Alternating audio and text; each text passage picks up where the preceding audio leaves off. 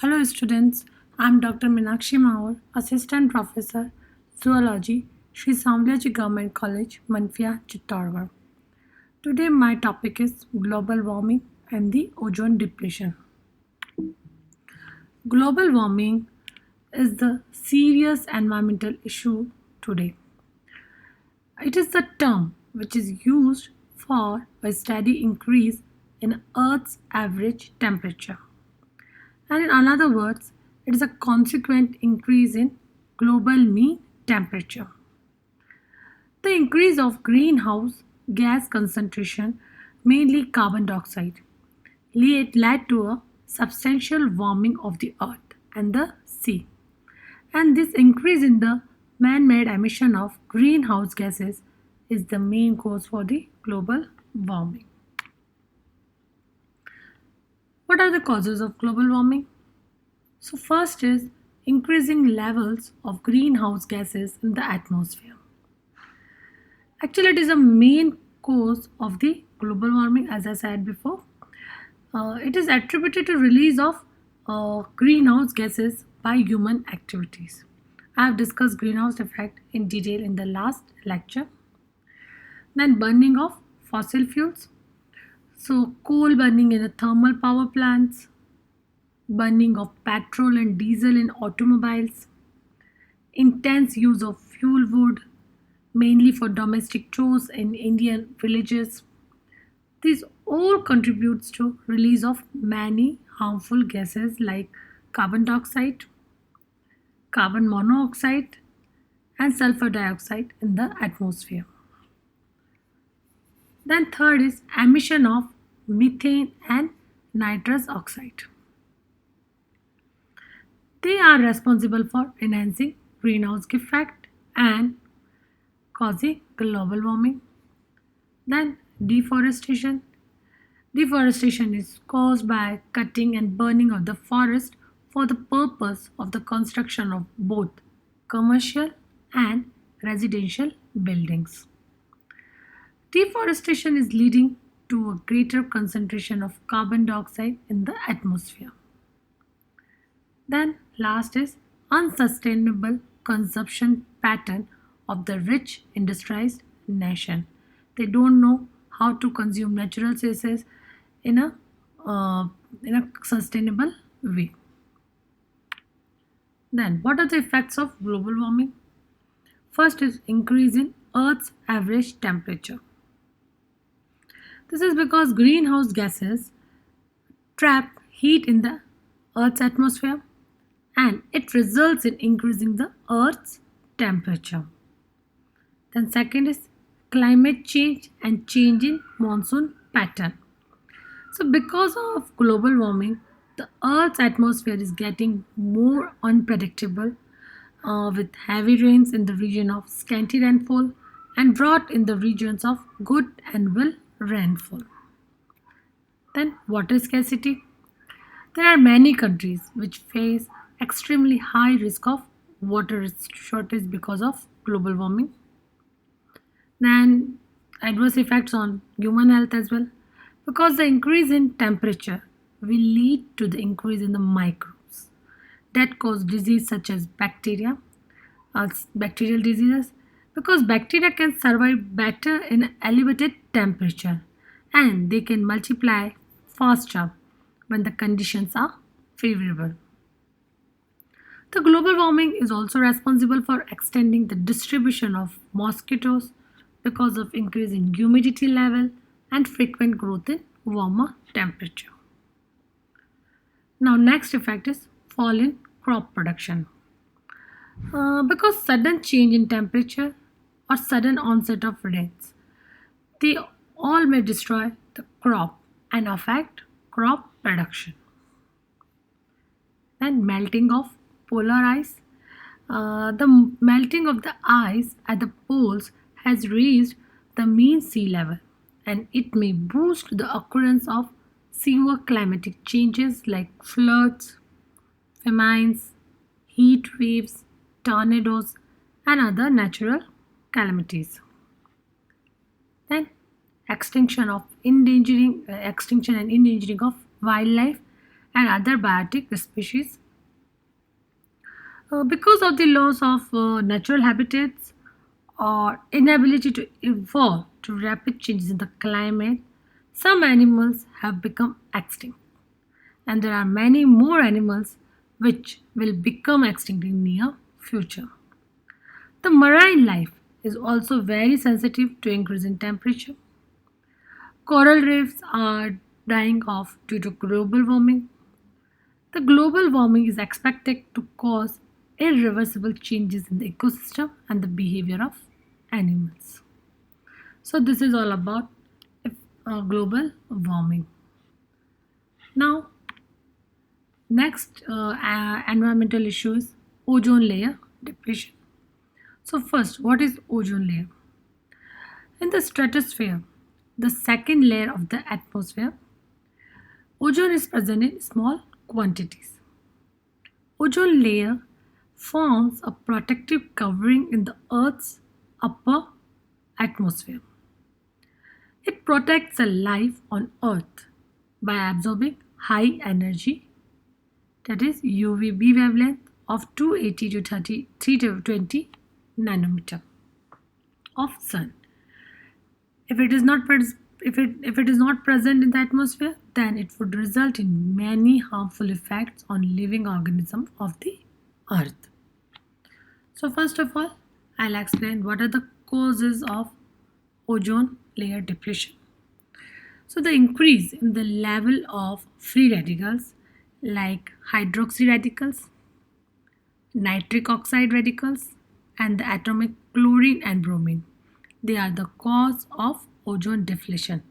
But the most important compound, chlorofluorocarbons, that is CFCs, they account for almost 80% of the total depletion of ozone in the stratosphere. You all know chlorofluorocarbons are used as a coolant in refrigerators and air conditioners. They are also used in the personal care products like deodorants, hairsprays, shaving creams. They slowly pass from the troposphere to stratosphere, and there they stay there 1000 years.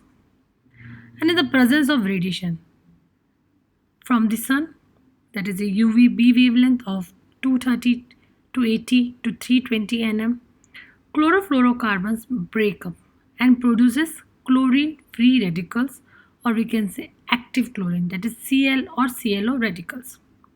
They readily consume ozone and causes thinning of ozone layer. Thinning of ozone layer is a maximum in spring season, and it is called ozone hole. The ozone hole was first observed over Antarctica in 1985.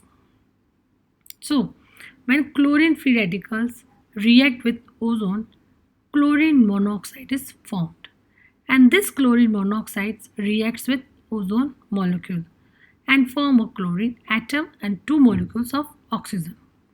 The free chlorine molecule again reacts with ozone to form chlorine monoxide, and this process continues, and it results in the reduction or depletion of ozone in the atmosphere, and more specifically in the stratosphere. So there are so many impacts, negative impacts of depletion of ozone layer on human being, plants, animals, or any living organism and environment. So first impact is enhanced UV radiation due to the depletion of ozone reduces the chlorophyll content of the plant, and they also affect photosynthesis in plants. The second is it inhibits photosynthesis in phytoplankton, which affect the food chain. Uh, Depletion of ozone layer damages nucleic acid in living organism and causes harmful mutation. Then enhanced UV radiations because of depletion of ozone increases the incidence of cataract, eye damage, aging of skin, skin cancer, throat irritation, weakening of immunity, chest pain, sunburns in human being. Enhanced UV radiation due to the depletion of ozone can affect food crops like rice by affecting cyanobacteria, and it could affect this enhanced UV radiation also could affect biochemical biogeochemical cycles, and enhanced UV radiations destructs the aquatic life, impairs fish productivity in water ecosystem or freshwater or marine ecosystem. So these are the impacts of depletion of ozone layer. But ozone layer can be protected, but by following ways. So if we use air conditioners and refrigerators that do not uh, use ozone depleting substance like CFC as a refrigerant or coolant, then we can save or protect ozone layer. Second, if we stop using aerosol products which use ozone depleting substances like CFC as propellants, then also we can protect ozone layer. Then third one is if we maintain our air conditioners and refrigerators regularly, then it would prevent and minimize any leakage of refrigerants like CFC, that is chlorofluorocarbon. And the fourth one, if we minimize the use of cars and burning of fossil fuels, we can minimize the release of harmful gases. And if we prevent the release of harmful gases, then we can again protect ozone layer. So these are the some ways by which we can protect ozone layer. There are also global efforts to check depletion of ozone in the stratosphere. um, it is very common. Everybody knows about it. Everybody know the United Nations environmental sorry the in United Nation Environment Program, that is a UNEP. Right from the initial years of its inception in 1972, had been feeling concerned about the ozone layer depletion. In its attempt to halt the depletion of ozone layer, depletion, or depletion of ozone layer, a Vienna Convention was adopted. It was adopted in 1985, and in at the Vienna conference, it was agreed that uh,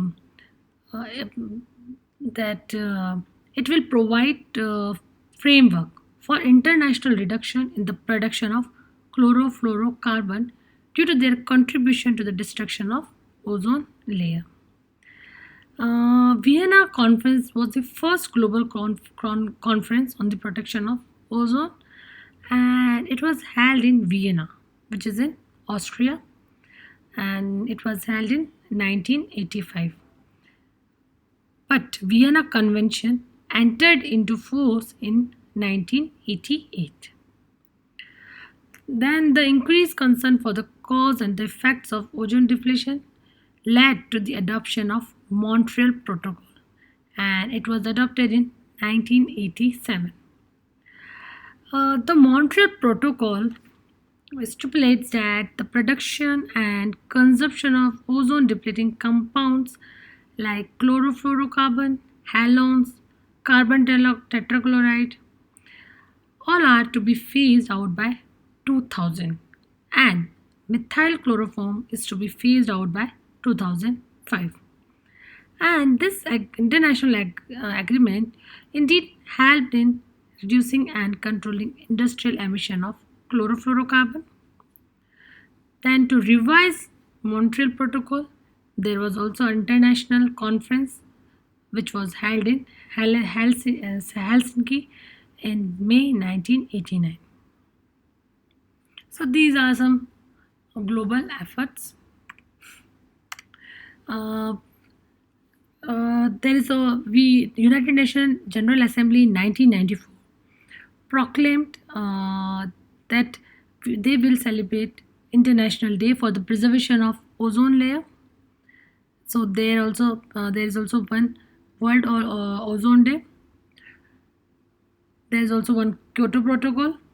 There is a one UNFCCC. It came into being on 21st March 1994, and its aim was preventing dangerous human interference with the climate. And by 1995, there are many countries realized that the emission reduction provision, the convention, were inadequate, and they launched negotiation to strengthen the global response to climate change. And after 2 years, Kyoto Protocol was adopted.